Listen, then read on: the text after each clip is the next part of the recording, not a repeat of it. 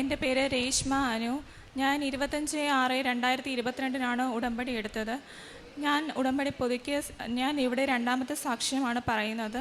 ഞാൻ ഉടമ്പടി പുതുക്കിയതിന് ശേഷം ഞാൻ ഉടമ്പടി ക്ലാസ്സിലിരുന്ന സമയത്ത് ഞാൻ എൻ്റെ കണ്ണിലൂടെ കാണുകയാണ് ഒരു സിസ്റ്റ് കണക്ക് എന്തോ ഒരു സംഭവം ഞാൻ കാണുകയാണ്. അന്നേരം എനിക്ക് നല്ല വിഷമം തോന്നി. ഞാൻ അന്നേരം ഉടമ്പടി നിയോഗത്തിൽ വെച്ചത്, മാതാവ് എൻ്റെ ശരീരത്തിൽ എവിടെയെങ്കിലും ഒരു സിസ്റ്റ് ഉണ്ടെങ്കിൽ അമ്മ തന്നെ എടുത്ത് മാറ്റണമെന്നായിരുന്നു വെച്ചത്. എന്നിട്ട് ഞാൻ വീട്ടിൽ പോയി. ഒരു മാസം കഴിഞ്ഞപ്പോഴത്തേക്ക് എൻ്റെ ലെഫ്റ്റ് സൈഡ് ബ്രസ്റ്റിൽ നല്ല പെയിൻ വന്നു. ഞാൻ ഹോസ്പിറ്റലിൽ കാണിച്ചപ്പോഴത്തേക്ക് ഡോക്ടേഴ്സ് പറഞ്ഞു സിസ്റ്റ് ഉണ്ടെന്ന് പറഞ്ഞു. അന്നേരം കേട്ടപ്പോൾ പെട്ടെന്ന് ഞാൻ വിചാരിച്ചു ടാബ്ലറ്റ് എന്തെങ്കിലും കഴിച്ചാൽ മാറും, അങ്ങനെയാണ് വിചാരിച്ചത്. അന്നേരം ഡോക്ടറിനെ കണ്ടപ്പം അന്നേരം ഡോക്ടർ പറഞ്ഞു പിറ്റേന്ന് തന്നെ സർജറി ചെയ്യാമെന്ന് പറഞ്ഞു. എനിക്കത് കേട്ടപ്പോൾ ഭയങ്കര വിഷമം തോന്നി. പിന്നെ ഞാൻ ഇവിടെ വന്ന് അച്ഛനെ കണ്ട് പ്രാർത്ഥിച്ച്, ഞാൻ ചെറിയ കാര്യങ്ങളിൽ പോലും ഡെസ്പ് ആവുന്ന ഒരാളായിരുന്നു.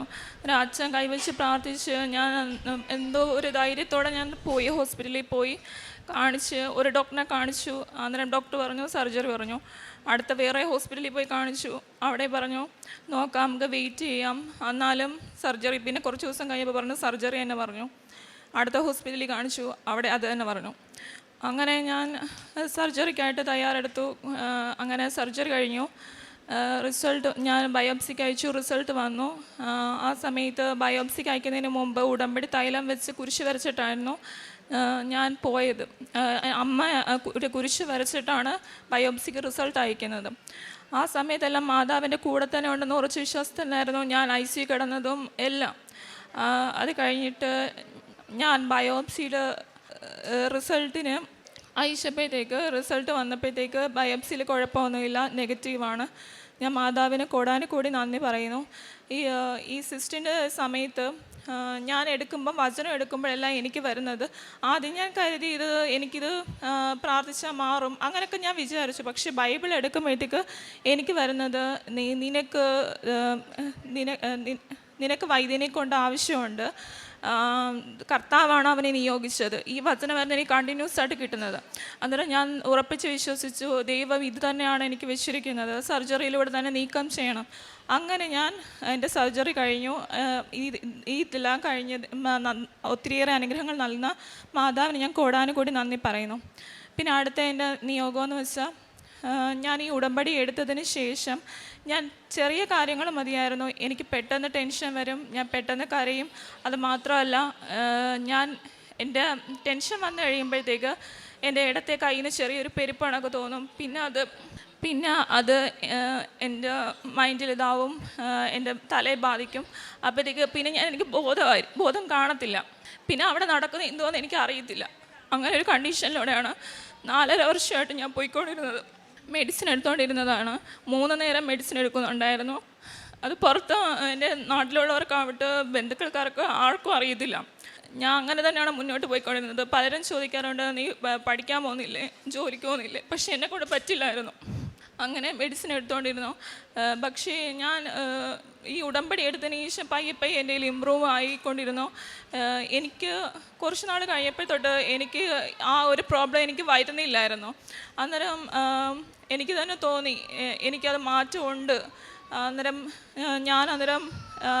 പോയി EG ഒന്നും കൂടെ റിപ്പീറ്റ് ടെസ്റ്റ് ചെയ്തതിൽ അതിലെനിക്കൊരു കുഴപ്പവും ഇല്ല, എല്ലാം നോർമലായി. എനിക്ക് ഉടമ്പടി എടുത്തതിന് ശേഷം ഇന്നേ വരെ എനിക്ക് ആ തലകറക്കവും വന്നിട്ടില്ല, അബോധാവസ്ഥയിലാകുന്ന ആ പ്രശ്നവും വന്നിട്ടില്ല. എനിക്ക് എല്ലാം നോർമലായി മാറി. മാതാവിന് ഈശോയ്ക്കും കൂടി നന്ദി പറയുന്നു. പിന്നെ എൻ്റെ മാരേജ് കഴിഞ്ഞതിന് ശേഷം എൻ്റെ പപ്പായ്ക്ക് കടബാധ മൂലം വീട് വിൽക്കേണ്ടി വന്നു. അതിനുശേഷം ഒരു വീടിലായിരുന്നു. 5 വർഷമായിട്ട് പപ്പ വാടക വീട്ടിലായിരുന്നു താമസിക്കുന്നത്. ഞാൻ ഒരു നിയോഗം വെച്ചത് പപ്പായ്ക്കൊരു വീട് കൊടുക്കണമെന്നായിരുന്നു. അങ്ങനെ ഉടമ്പടി എടുത്ത് 6 മാസത്തിന് ശേഷം ഉടനെ തന്നെ പപ്പായ്ക്ക് വീട് നൽകി മാതാവ് അനുഗ്രഹിച്ചു. പിന്നെ ഞാൻ ഉടമ്പടിയിൽ വെച്ചത് എൻ്റെ ഞാൻ ഒരു വീട് വെക്കാനായിട്ട് ഒരു സ്ഥലം മാത്രമേ ഉള്ളായിരുന്നു. അങ്ങനെ വീടിന് പെർമിറ്റിന് വേണ്ടി കുറേ സമയമെടുത്തു. ഞാനാണെങ്കിൽ 1.5 വർഷത്തോളം അതിനെ അപേക്ഷിച്ചു, എനിക്ക് കിട്ടിയില്ല, നടന്നില്ല. അങ്ങനെ ഞാൻ ഓഫീസുകളിലെല്ലാം കയറി ഇറങ്ങി നടക്കുമായിരുന്നു. പക്ഷെ എനിക്ക് ഉടമ്പടി എടുത്ത് 4-ാമത്തെ ദിവസം എനിക്ക് പെർമിറ്റ് കിട്ടി. എൻ്റെ വീട് പണി പൂർത്തിയാക്കാൻ എനിക്ക് സാധിച്ചു. മാതാവിന് ഈശോയ്ക്കും കോടാനുകോടി നന്ദി പറയുന്നു. പിന്നെ എനിക്ക് കിട്ടിയ വേറെ ഒരു അനുഗ്രഹം എന്ന് വെച്ചാൽ ഞാൻ ഇപ്പം മാതാവിൻ്റെ സുഗന്ധാഭിഷേകം എനിക്ക് ലഭിച്ചിട്ടുണ്ട്. എൻ്റെ വീടിൻ്റെ അടുത്ത് വേറെ വീടുകളൊന്നും തന്നെ ഇല്ല. പക്ഷേ എൻ്റെ വീട്ടിൽ ഞാൻ നിൽക്കുന്ന സമയത്ത് 2 പ്രാവശ്യം മാതാവിൻ്റെ സുഗന്ധാഭിഷേകം എനിക്ക് ലഭിച്ചിട്ടുണ്ട്. പിന്നെ എൻ്റെ വീടിൻ്റെ ചുറ്റിനും കാടാണ്. അന്നേരം ഈ ഇഴജന്തുക്കളുടെ ശല്യം ഉണ്ട്. അന്നേരം ഒരു ദിവസം ഞാൻ രാത്രി കിടന്ന് ഉറങ്ങുമായിരുന്നു. മതിൽക്കെട്ടാണെങ്കിലും വീടിൻ്റെ കോമ്പൗണ്ടിനകത്തോട്ട് ഇതുവരെ ഒന്നും വന്നിട്ടില്ല. പക്ഷേ രാത്രി കിടന്ന് ഉറങ്ങുന്ന സമയത്ത് ഞാൻ സ്വപ്നം കാണുവാണ്. രാത്രി ഏകദേശം ഒരു 2 മണിയായി കാണും. ഞാൻ സ്വപ്നം കാണുന്നത് എൻ്റെ വീടിൻ്റെ തൊട്ടടുത്തായിട്ട് ഒരു കുഞ്ഞു മാവ് നിൽപ്പുണ്ട്. അതിൻ്റെ അടുത്തൂടെ ഒരു പാമ്പ് പോകുന്നതായിട്ടാണ് ഞാൻ സ്വപ്നമൊക്കെ കണ്ടത്. പെട്ടെന്ന് ഞാൻ എണീറ്റിട്ട് മാതാവ് എന്താണിത് എന്ന് ഞാൻ ചിന്തിച്ചിട്ട് ഞാൻ ഒരു ക്യാമറ വെച്ചിട്ടുണ്ട്. ക്യാമറ ചെക്ക് ചെയ്തപ്പോഴത്തേക്ക് ഞാൻ വിചാരിച്ചത് എനിക്ക് വെറുതെ തോന്നിയതായിരിക്കും. ഞാൻ അങ്ങനെയാണ് വിചാരിച്ചിരുന്നത്, വെറുതെ എനിക്ക് തോന്നിയതായിരിക്കും. അതുകൊണ്ട് തന്നെ ഞാൻ വളരെ സൂം ചെയ്തോ അങ്ങനെയൊന്നും നോക്കിയില്ല. അന്നേരം അങ്ങനെ പോയി. ഞാൻ പ്രാർത്ഥിച്ചിട്ട് പിന്നെ കിടന്നുറങ്ങി. രാവിലെ എണീറ്റ് പ്രത്യക്ഷീകരണ പ്രാർത്ഥന കഴിഞ്ഞു. ഞാൻ ഡോറ് തുറന്ന് ലൈറ്റ് ഓഫ് ചെയ്തോ എന്തോന്ന് അറിയാൻ വേണ്ടി ഡോറ് തുറന്ന് ഞാൻ നോക്കുമ്പോഴത്തേക്ക് ഫസ്റ്റിൽ ഞാൻ കാണുന്നത് ഞാൻ രാത്രി സ്വപ്നത്തിൽ കണ്ട ആ സ്ഥലത്തോട് തന്നെ പാമ്പ് പോകുന്നതാണ്. ഞാൻ രാവിലെ എണീറ്റ് പ്രത്യക്ഷീകരണ പ്രാർത്ഥന ചൊല്ലിക്കഴിഞ്ഞ് ഞാൻ ആദ്യം തന്നെ കാണുന്നത്. അത് പോകുന്നത് ഒരു പോച്ചയൊക്കെ നിൽക്കുന്ന പുല്ലൊക്കെ നിൽക്കുന്ന സ്ഥലത്തോട്ടായിരുന്നു. രാവിലെ ഞാൻ ചെന്ന് അത് ക്ലീൻ ചെയ്യാമെന്ന് വിചാരിച്ചതായിരുന്നു. ഞാനത് നോക്കാതെ മാതാവ് എനിക്ക് മുൻകൂട്ടി കാണിച്ചു തന്നാണക്കാണ് എനിക്ക് അത് അന്നേരം തോന്നിയത്. അല്ലെങ്കിൽ ഞാൻ പോയി അത് വൃത്തിയാക്കും, ഉറപ്പായിട്ട് എനിക്ക് എന്തെങ്കിലും സംഭവിക്കും. ഇതാണ് ഇത്രയും അനുഗ്രഹങ്ങൾ തന്ന മാതാവിന് ഈശോയ്ക്കും കോടാനുകൂടി നന്ദി പറയുന്നു. കാരുണ്യ പ്രവൃത്തികളെന്ന് പറയുന്നത് ഞാൻ മറ്റേ സമിതി പിന്നെ അനാഥാലയങ്ങൾ അങ്ങനെയൊക്കെ സന്ദർശിച്ച് എന്നെക്കൊണ്ട് ആവുന്ന രീതിയിൽ മറ്റുള്ളവർക്ക് സഹായം ചെയ്തു കൊടുക്കാറുണ്ട്. പിന്നെ പത്രപ്രവർത്തനമായിട്ട് ഞാൻ ആദ്യകാല സമയത്ത് ഞാൻ എൻ്റെ ഏറ്റവും വലിയ മിസ്റ്റേക്ക് എന്ന് പറയുന്നത് ഞാനൊരു പള്ളികളിലും കുരിശടികളിലും എല്ലാം കൊണ്ടുവയ്ക്കുമായിരുന്നു.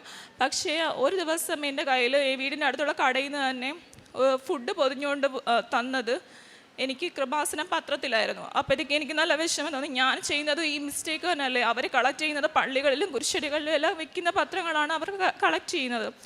അപ്പോഴത്തേക്ക് എനിക്ക് നല്ല വിഷമം തോന്നി. അന്നേരം ഞാൻ മാതാവിൻ്റെ അടുത്ത് സോറി പറഞ്ഞിട്ട് പിന്നെ ഞാൻ ചെയ്യുന്നതെന്ന് വെച്ചാൽ പത്രങ്ങൾ വീടുകൾ തോറും കൊണ്ടു കൊടുക്കും. പിന്നെ അത് മാറി ഞാൻ ആശുപത്രികളിൽ കൊണ്ടു കൊടുക്കാൻ തുടങ്ങി. പിന്നെ ബസ് സ്റ്റാൻഡുകൾ, ഓട്ടോ സ്റ്റാൻഡ്, അങ്ങനെ പല സ്ഥലത്തും പത്രങ്ങൾ കൊണ്ടു കൊടുക്കാൻ തുടങ്ങി. പിന്നെ കുമ്പസാര 2 ആഴ്ച കൂടുമ്പോൾ കുമ്പസാരയ്ക്കും എനിക്ക് ഞായറാഴ്ചകളിലെല്ലാം കുർബാനയ്ക്ക് കൂടാറുണ്ട്. പറ്റുന്ന സമയങ്ങളിലെല്ലാം കുർബാനയ്ക്ക് കൂടാറുണ്ട്. പിന്നെ എനിക്ക് ഹോസ്പിറ്റലിൽ സർജറി ചെയ്ത് കിടന്ന സമയത്ത് ഓൺലൈനായിട്ടായിരുന്നു എനിക്ക് കുർബാന കൂടാൻ പറ്റിയിരുന്നത്. അല്ലാതെ ഇത്രയും അനുഗ്രഹങ്ങൾ നൽകുന്ന കൃപാസന അമ്മയ്ക്കും തിരുക്കുമാരനും കോടാനും കൂടി നന്ദി പറയുന്നു. സങ്കീർത്തനം 25:12. കർത്താവിനെ ഭയപ്പെടുന്നവനാരോ അവൻ തിരഞ്ഞെടുക്കേണ്ട വഴി അവിടുന്ന് അവന് കാണിച്ചു കൊടുക്കും. ഈ ഉടമ്പടി നോക്കുമ്പോൾ നമുക്ക് മനസ്സിലാവുന്നത് ഓരോ സമയവും കർത്താവ് ഗൈഡ് ചെയ്യുന്നതാണ്. ഉടമ്പടിയിൽ നമുക്ക് ലഭിക്കുന്നത് ദൈവത്തിൻ്റെ സാന്നിധ്യം തന്നെയാണ്. ഉടമ്പടി ക്ലാസ്സിലിരുന്ന് രശ്മാനു എന്ത് നിയോഗം വയ്ക്കണമെന്നൊക്കെ ചിന്തിക്കുന്ന സമയത്ത് കാണുകയാണ്, ഒരു സിസ്റ്റ് പോലെ കാണിച്ചു കൊടുക്കുന്നു. ഉടനെ അത് തന്നെ നിയോഗത്തിൽ വയ്ക്കുന്നു. അമ്മ തോന്നിപ്പിക്കുന്നതാണ്. 1 മാസം കഴിയുമ്പോൾ ആ സിസ്റ്റ് ഉള്ളതറിയുന്നു. പിന്നീട് അതിനുവേണ്ടി അനുവിനെ ഒരുക്കുകയാണ്. അനുവിന് ചെറിയ കാര്യം വന്നാൽ ടെൻഷൻ വരും. അപ്പോൾ വചനത്തിലൂടെ സംസാരിക്കുന്ന ദൈവം, വൈദ്യനെ കൊണ്ട് നിനക്ക് ആവശ്യമുണ്ട്. അപ്പോൾ ഒരു ധൈര്യം കിട്ടി. അങ്ങനെ ആ സർജറിക്ക് പോകുവാനായിട്ടൊക്കെ സാധിക്കുന്നു. അതേപോലെ മുമ്പത്തെ അവസ്ഥ പറയുന്നുണ്ട് അനു. 4 വർഷത്തോളം ചെറിയൊരു കാര്യം വന്നാൽ പേടിച്ചു പോകും, ഇടയ്ക്ക് ബോധമില്ലാതെ വരും. എന്നാൽ ആ ഉടമ്പടിയിലേക്ക് വന്നു കഴിഞ്ഞപ്പോൾ ഇപ്പോൾ ധൈര്യം ലഭിച്ചിരിക്കുകയാണ്. കർത്താവ് കൂടെയുള്ളത് കൊണ്ടാണ് ഈ ധൈര്യമുള്ളത്. അതേപോലെ തിരഞ്ഞെടുക്കേണ്ട വഴി ഇത് കർത്താവ് കാണിച്ചു കൊടുക്കുകയാണ്. ആ പെർമിറ്റിൻ്റെ അപേക്ഷിക്കുന്ന സമയത്തും ഇനി 4 ദിവസമേ ഉള്ളൂ, അത് കഴിഞ്ഞാൽ പിന്നെ സാധ്യതയില്ല എന്നുള്ള സന്ദർഭത്തിൽ ആ ദിവസത്തിനുള്ളിൽ തന്നെ സമയത്തിനുള്ളിൽ ദൈവം ഇടപെട്ട് സഹായിക്കുകയാണ്. അങ്ങനെ ഉടമ്പടിയെടുത്ത് പ്രാർത്ഥിക്കുന്ന മക്കൾ കിട്ടുന്ന വലിയൊരു ആനുകൂല്യമാണ് ദൈവം കൂടെ വരുന്നു എന്നുള്ളത്. ആ ഒരു സ്വപ്നത്തിൽ ആ പാമ്പിനെ കാണിക്കുന്നതും അതിന് പിന്നീട് ക്ലീൻ ചെയ്യാൻ ഇരിക്കുന്ന സ്ഥലമാണ്. പിറ്റേ ദിവസം രാവിലെ നേരത്തെ തന്നെ കർത്താവ് കാണിച്ചു കൊടുക്കുകയാണ്. കർത്താവിനെ ഭയപ്പെടുന്നവർക്ക് കർത്താവ് തിരഞ്ഞെടുക്കേണ്ട വഴി കാണിച്ചു തരുന്നു. പരിശുദ്ധ അമ്മയിലൂടെ ദൈവം നൽകിയ അനുഗ്രഹങ്ങൾക്ക് കൈയടിച്ച് നമുക്ക് ദൈവത്തെ മഹത്വപ്പെടുത്താം. യേശുവേ നന്ദി, യേശുവേ സ്തോത്രം, യേശുവേ ആരാധന. അത്യപൂർവ ദൈവാനുഭവങ്ങൾ ഇനി നിങ്ങൾക്കും സ്വന്തം. ഈ യൂട്യൂബ് ചാനൽ ഇതുവരെ സബ്സ്ക്രൈബ് ചെയ്തിട്ടില്ലെങ്കിൽ ഇപ്പോൾ തന്നെ സബ്സ്ക്രൈബ് ചെയ്യുക. ഈ വീഡിയോ ഇപ്പോൾ തന്നെ നിങ്ങളുടെ സുഹൃത്തുക്കൾക്ക് ഷെയർ ചെയ്തുകൊണ്ട് കർത്താവിൻ്റെ പ്രേക്ഷിതരാകുക.